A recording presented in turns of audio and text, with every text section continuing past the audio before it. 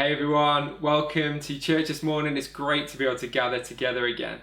Last week we celebrated 1 year since we launched the ground, and it was so awesome to be able to celebrate together. We caught up at Morawai Beach, had donuts, and then headed to Tracy and Johnny's for a cuppa. And it was so good to see everyone, and we're really looking forward to gathering again in person very soon as our Sunday gatherings start again at Huapai District School in July.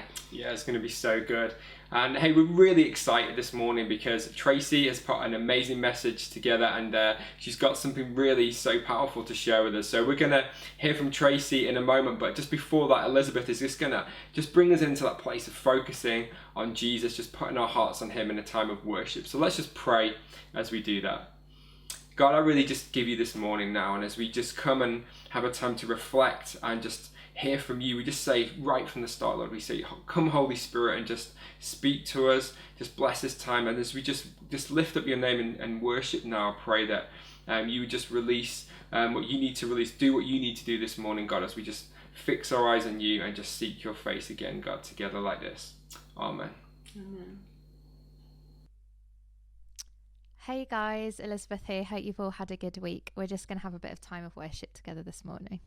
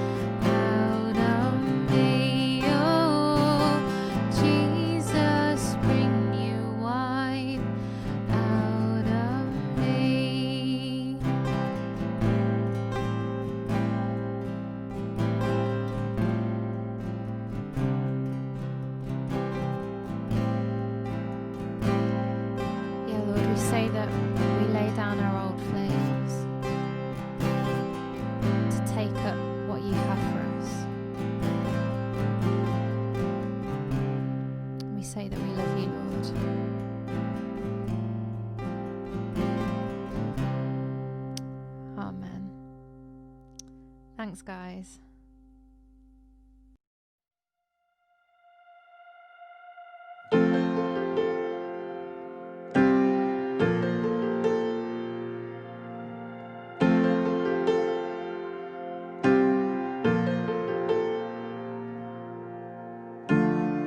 You're the resurrection that we've waited for. You buried the night and came with the morning. Morning friends, hope you've had a good week and have been enjoying the things that Level 2 has allowed us to do. It's been a pretty weird year so far for all of us, but I've also had an interesting and challenging month. I've been moving my dad out of his retirement village apartment and into a rest home, and while doing that I've been thinking about how we start out in life needing to be looked after by a grown-up, totally vulnerable, and how other people make all the decisions for us. And then at the other end of our lives, we're kind of back where we started and may need to have others looking after us and making decisions for us all over again. Moving a parent into a rest home can make a person feel a little reflective about life, but living through a global pandemic also feels like another thing that might cause us to reflect. This is something that none of us imagined we would be doing in 2020. We didn't choose this, but many of us have had to make lots of changes because of it, and it's been difficult. If you knew me well, you would know that I'm an overthinker. Jono is always telling me to stop thinking, and he's often right. But self-reflection is part of a mature Christian faith. I've been wondering whether over lockdown it's been a time when we might have seen things in ourselves that we didn't particularly like, or the opposite.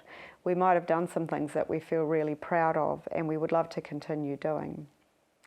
There are lots of scriptures around growing through self-reflection. In 1 Corinthians, we're encouraged to do this before we take communion. In Lamentations, it says we should test and examine our ways. And many of the psalmists reflect on their thoughts and behaviours and talk to God about them. In Romans, we're encouraged to ask God to renew our minds, and in James, we're urged to not just be hearers of the word, but also doers. I'm not sure about you, but for me, if I'm honest, like Paul says in Romans, I often do things I'd rather I didn't do, and there are times when I know I should do something and I don't. I'm hoping I'm not alone with still being a work in progress. There's 1,000 examples of what I'm sure some of you, as well as me, have thought that we could do better at. Maybe it's to watch less TV, wishing we exercised more. Perhaps we've thought it would be good to read the Bible or pray more. What about wanting to be a better neighbour, a better husband or wife or friend? Or maybe we wish we could find more time to play with the kids. I don't generally make New Year's resolutions. I don't disagree with the practice. It's more that I'm fairly sure that if I did, I'd fail around 11 a.m. on the 1st of January. Or maybe it's because I think that if I don't try, I can't fail. Sometimes an unexpected event, like the death of a loved one, a job loss, or an accident, can cause us to do some soul searching. If the event has a big effect on us, we might even feel challenged to make some life changes. Covid-19 has been an unexpected and catastrophic event for humans. In many countries, it has taken thousands of lives. It's challenged our mental health, produced huge job losses, affected bank balances and businesses, and caused enormous stress to families, relationships, and economies. We will be recovering from Covid-19 for years to come. But Covid-19 has also brought about an unexpected reset of the planet. Bodies of water are cleaner, the air is clearer of pollution, and animals are coming back into places that they have not been seen in years. An often quoted verse in Romans 8 tells us that good can come out of what has or was meant to devastate us. If we read on, the next verse tells us that the reason God wants everything to work together for good, though, is not so that we will be happier, richer, or even better people. It's so that we will become more like Jesus. Challenges often do one of two things. They can hurt us, or we can resolve that they will grow us. When fire burns wood, we are left with ashes. If we go through the fire with God, He can make something beautiful out of the remnants of the fire. We are not consumed by the fire, but instead God exchanges the ashes for beauty. In Acts, we read about Saul, a righteous Jew who was hunting down and persecuting Christians, having them jailed and killed for their faith. He passionately believed that this new group of Jesus followers were trying to destroy the only true religion, the religion that he had been loyal to his whole life. Meanwhile, Saul was uttering threats with every breath and was eager to kill the Lord's followers. So he went to the high priest. He requested letters addressed to the synagogues in Damascus, asking for their cooperation in the arrest of any followers of the way he found there. He wanted to bring them, both men and women, back to Jerusalem in chains. As he was approaching Damascus on this mission, a light from heaven suddenly shone down around him. He fell to the ground and heard a voice saying to him, "Saul, Saul, why are you persecuting me?" "Who are you, Lord?" Saul asked, and the voice replied, "I am Jesus, the one you are persecuting. Now get up and go into the city, and you will be told what you must do." The men with Saul stood speechless, for they heard the sound of someone's voice, but saw no one. Saul picked himself up off the ground, but when he opened his eyes, he was blind. So his companions led him by the hand to Damascus. He remained there blind for 3 days and did not eat or drink.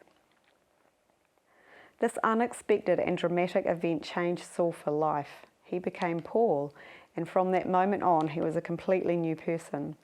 He spent the rest of his days telling mostly non-Jews about this new way and showing them how to follow Jesus. Covid-19, for us in New Zealand, has not involved thousands of deaths, as it sadly has in many other countries.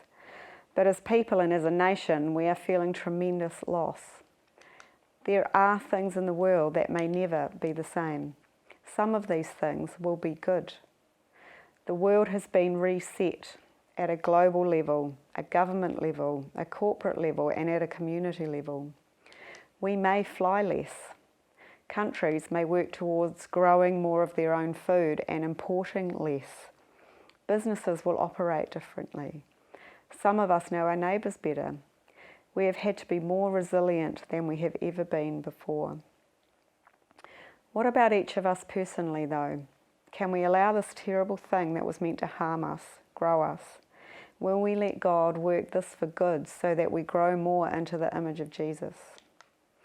Over lockdown, we spent a lot of time in our homes. I'm sure for most, if not all of us, there were some high points and also some low points. We've been out of lockdown for a few weeks now, and for me, there's a danger of just going back to life as I knew it before. My intention while I was working on this message was to ask some of you to record an answer to one of 3 questions, reflecting on how things had gone for you during lockdown.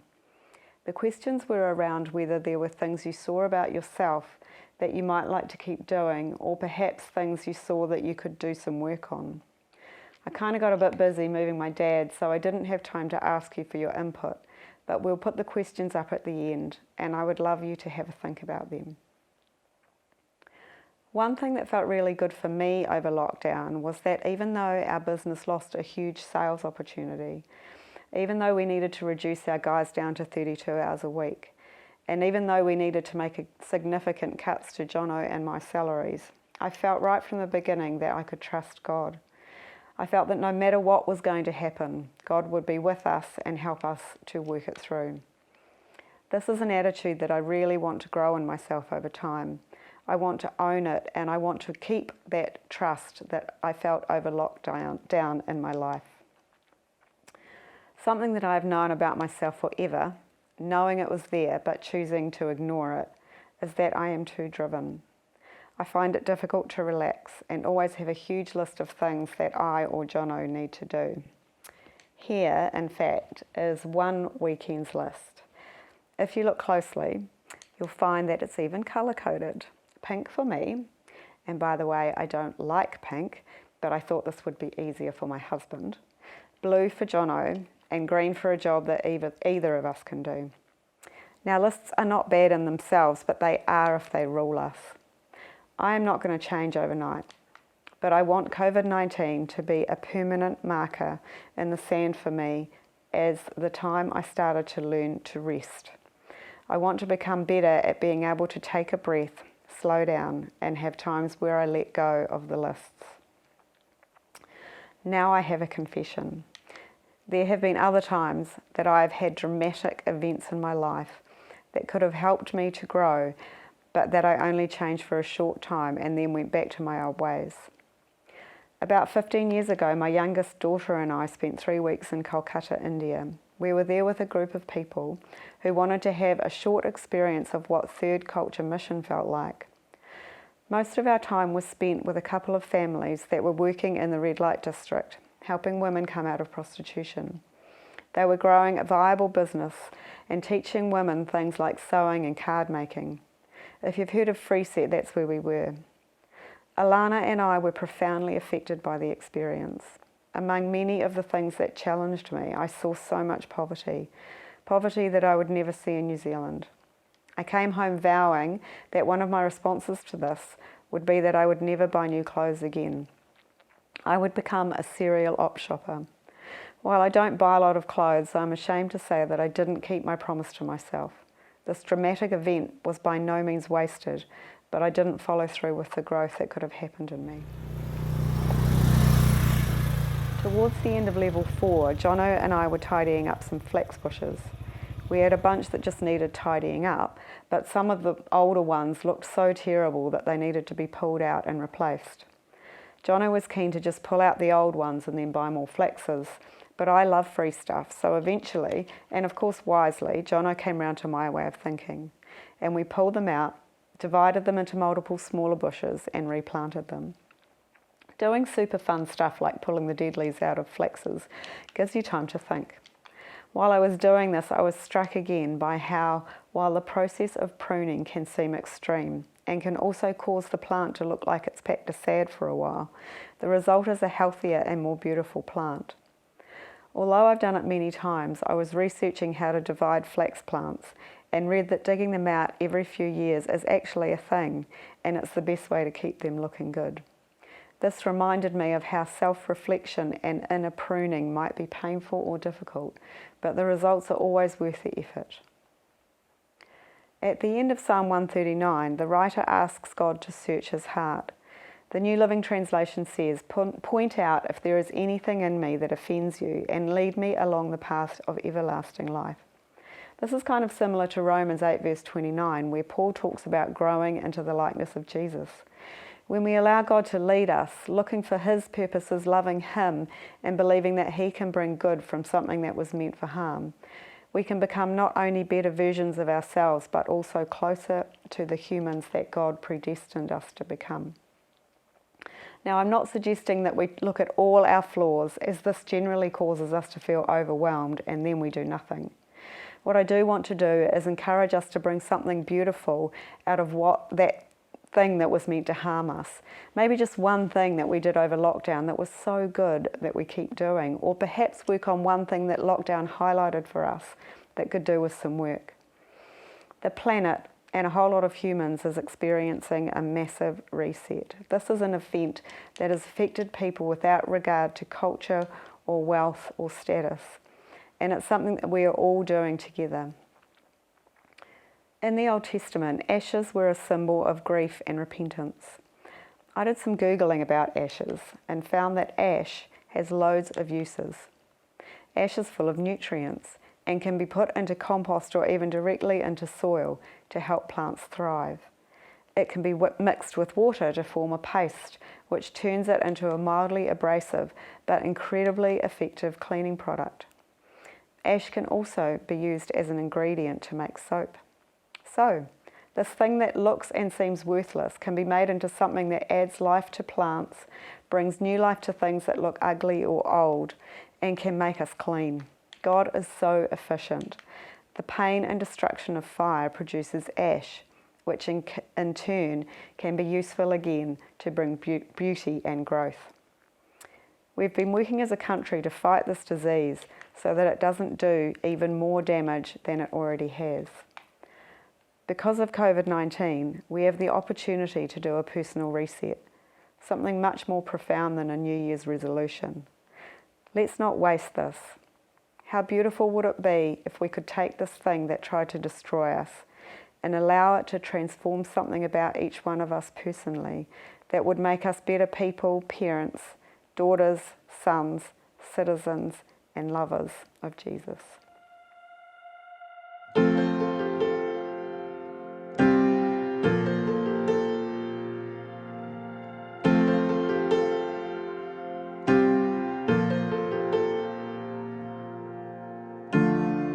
You're the resurrection that we've waited for. You buried the night and came with the morning.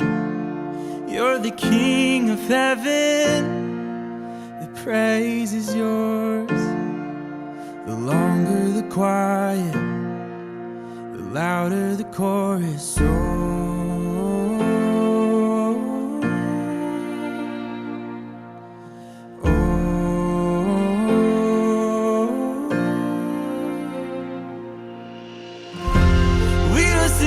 Song. He's dead and gone with the winner. We will sing a new song. Let hallelujahs flow like a river.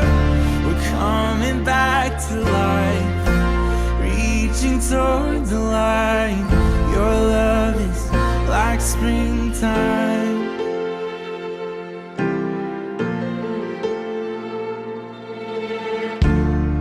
You're the living water, God, we thirst for you.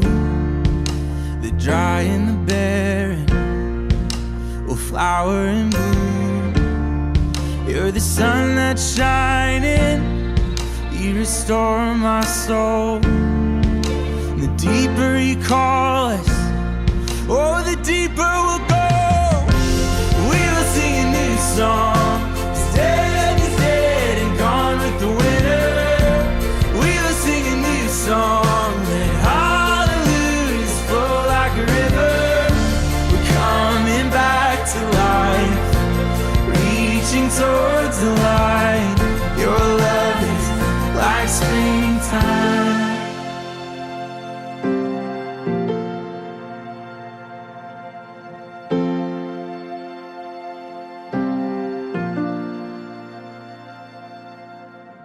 Come tend the soil, come tend the soil of my soul. And like a garden, and like a garden I will grow.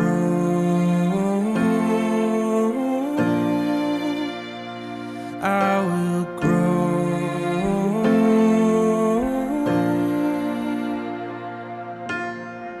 Come tend the soil, come tend the soil of my soul.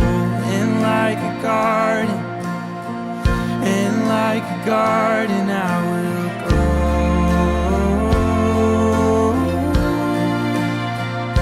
I will grow. I will grow.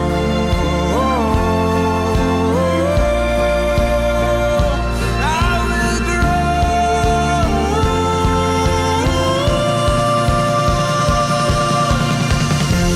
We will sing a new song. He's dead and gone with the winner. We will sing a new song. Let hallelujahs flow like a river. We're coming back to life, reaching towards the light. Your love is like springtime, like springtime.